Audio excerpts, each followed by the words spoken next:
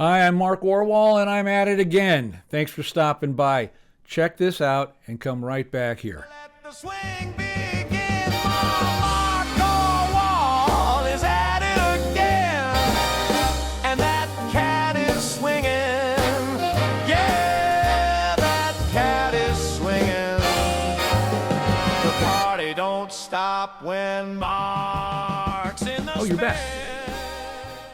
I recently read a clothing advice column for women in the New York Times, all about how to travel with only carry-on luggage. The reporter interviewed the capable, very nice veteran editor of Town & Country for her advice. I knew that editor when she was a junior journalist 15 or 20 years ago. Back then, like most new-on-the-job young editors, she probably didn't own enough clothes to even fill a carry-on, so packing was a cinch. You see, despite rumors, entry-level journalism isn't an automatic road to riches. Now she's the editor-in-chief of one of the classiest and few remaining print magazines in America. As a result, she travels all over the world to fashionable haunts and celebrity parties, so she has a clue about packing. However, and I hesitate to say this,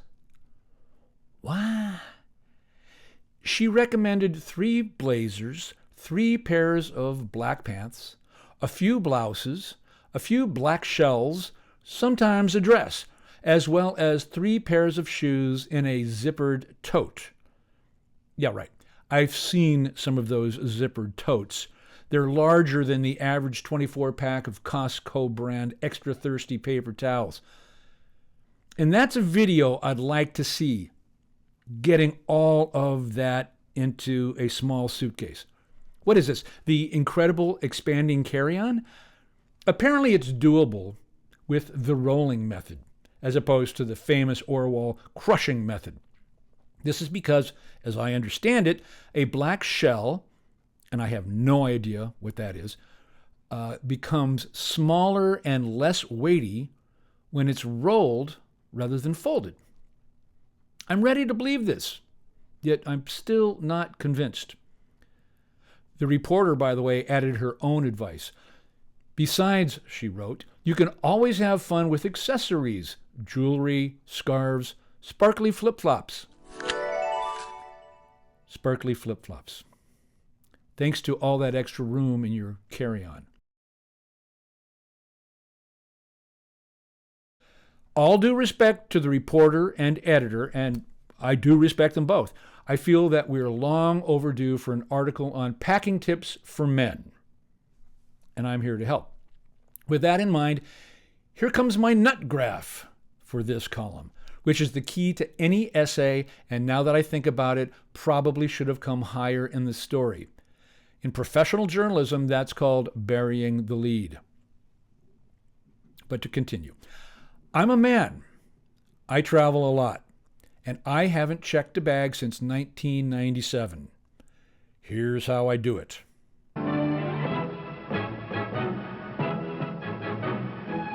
You don't see many wild stallions anymore. Remember that song? That music? Manly music. I sometimes travel in small group media trips. I know a lot of guys from those trips. I've seen grown men bring huge suitcases and overstuffed backpacks. I gaze at them and weep.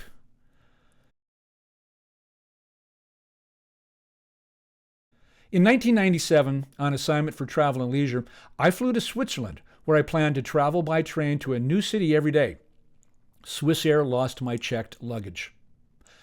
How you do that on a nonstop flight from New York to Zurich is beyond me. But the Swiss are very crafty. They have their ways.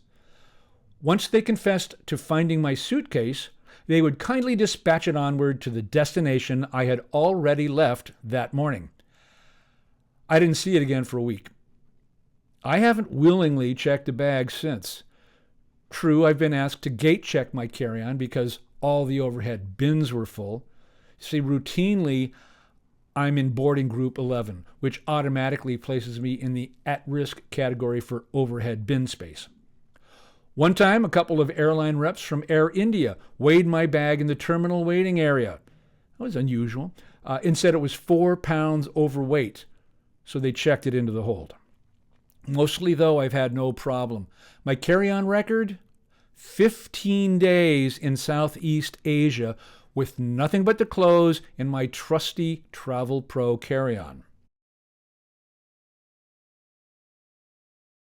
The reason I'm telling you this now is because of the many stories I've read lately addressing the carry-on options for women. Invariably, they involve 3 pairs of shoes, multiple blazers, skirts and pants, shampoos and makeup, umbrella, rain pants. What the heck are rain pants?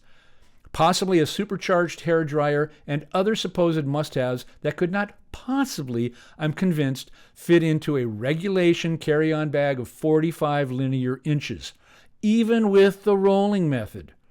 Besides, how do you roll a hairdryer in shoes? I admit that men, as a rule, have it easier. Yet, as I said, I often travel with male colleagues who have a crammed, full-size suitcase and a massively overpacked piece of personal luggage. Men, it's not necessary. To them, those lost boys, I extend my hand to assist. Here's a short version of my basic packing list for a 1-week trip. What I'm wearing on the plane. 7 pairs of underwear. And if it's the Caribbean, maybe a bathing suit. With so much remaining free space, you'll still have plenty of room on the flight home for 2 bottles of duty-free Glenlivet, which you can wrap up in your dirty underwear so they don't break and leave your Travel Pro smelling like finely aged Speyside single malt.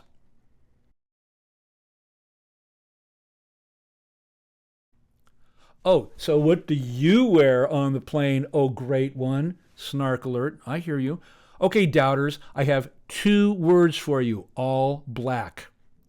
Seriously, black all-purpose sneakers and socks, black travel slacks with lots of stretchy elasticity, a black PFG Bahama 2 long-sleeve fishing shirt from Columbia, and Columbia, feel free to contact me about an endorsement deal, and a black medium-weight jacket. If your destination calls for formality, get a lightweight, unconstructed jersey blazer, preferably in black, which you can wear onto the plane. I have several that I bought from Uniqlo 10 years ago, and they're still going strong. Add a pocket square for glitz and glamour. That way you can leave the sparkly flip-flops in your shoe bin back home. When it comes to your DOP kit and liquids, you don't need much. My toiletry bag is barely 6 inches long and 3 inches wide, made of crushable nylon and filled with hardly anything. Razor, toothbrush, comb, nail clippers, aspirin. That's it. My liquids are also bare bones. Toothpaste, deodorant, an emergency 2-ounce bottle of Dewar's, and sunblock. I'll use the hotel's soap, shampoo, and conditioner, thanks. Yes, people will see you in the same outfit on 1 or 2 or 9 occasions. Yes, you will have to wash your socks in the sink. Maybe. Or just don't. See, here's the secret. No one cares what men wear. If you're traveling with your boss to sign a contract with your Japanese partners, you can still get away with carry-on only, but ditch the all-purpose sneakers and wear your polished leather lace-ups instead. Or maybe your sparkly flip-flops. Hey, I'm Mark Orwoll. I've been at it again. I'll be at it again next week. So come back here, check us out, and see you then.